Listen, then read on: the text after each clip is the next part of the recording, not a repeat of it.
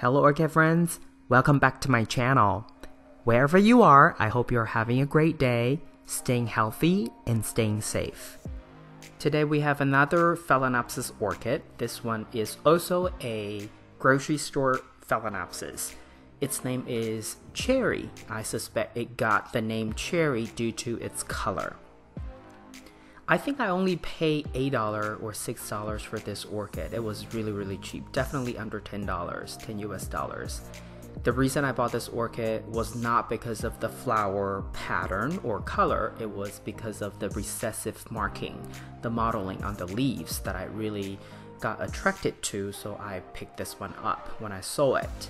This orchid does not have any fragrance per se, but for its modeling on the leaves as well as the hardiness and also its ability to bloom every single year, I think is definitely a good orchid to have. And in fact, since I purchased this orchid, I have not even repotted it. It's been, gosh, at least 2 years.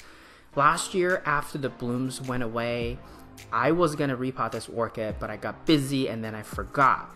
And then when I realized that I should have repotted that orchid last year, it was already, too cold and I didn't really want to bother with it because I looked at the media, I looked at the leaf, the roots.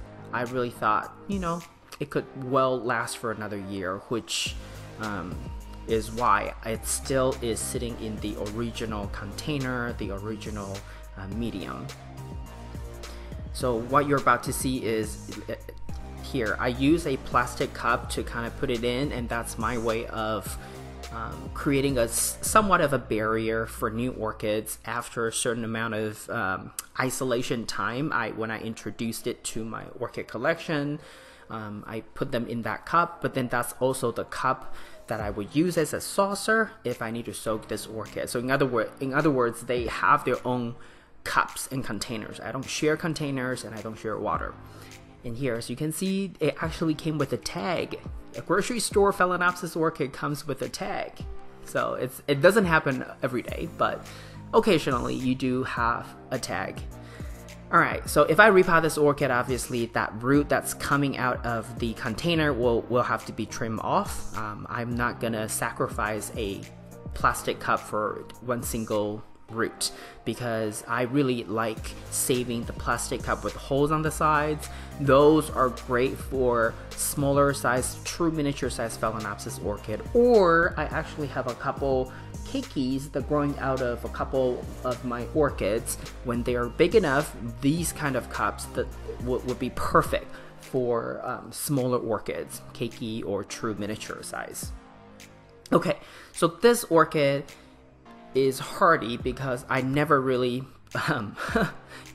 given it special care, and during the flowering cycle it did retire one leaf, and this is completely normal. If you're new to the orchid hobby, it's really normal for orchid to shed the bottom one leaf or two leaves, and the reason I said normal is, well, it took its time. It took 2 to 3 weeks to completely yellow that leaf and fell off.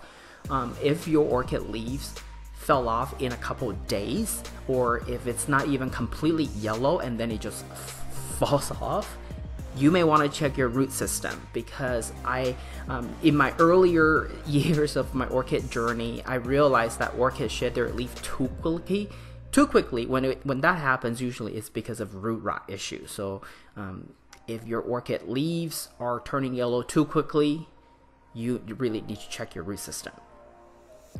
For the care I give to this orchid receives 1/4 cup of water, and this 1/4 cup of water already has fertilizer in it, and the concentration is 25%. And I think I've already talked about how I make the 25% solution in many videos, but I'll just quickly mention it here. For example, if the label tells you 1 teaspoon to 1 gallon is the recommended dosage or recommended strength, you can either increase the water amount to 4 gallon, so 1 teaspoon to 4 gallon, or you keep it the same as 1 gallon of water, but then you reduce the amount from 1 teaspoon to 1/4 teaspoon of fertilizer to 1 gallon. So that's how you can adjust. And depending on how many orchids you have and whether you share water or not, will require you to, either go with 4-gallon or 1-gallon. It just depends on how much water you need based on your preference. For me, usually every watering cycle, I use about 2 gallons of water for the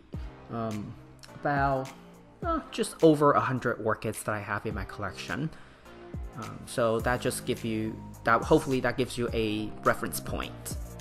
This orchid is also really hardy in the sense of me sometimes having to move this orchid a little bit. And as we know, when orchids are in bud, if you don't have to, you really should not move your orchids, because you may potentially cause the bud to blast. Some orchids are really sensitive. Even just any tiniest movement may cause them to blast. And obviously, there are some other reasons like temperature, humidity, or even the care, or even orchid health. Its own health may potentially all be contributing factor. There are a couple different things that you can look for. And for this one, I had to move it around sometimes because of the shelves gets dusty, or I need to soak this orchid, or I need to do something with it. It didn't blast at all. No buds blasted, so that was a really good sign. So this orchid is hardy.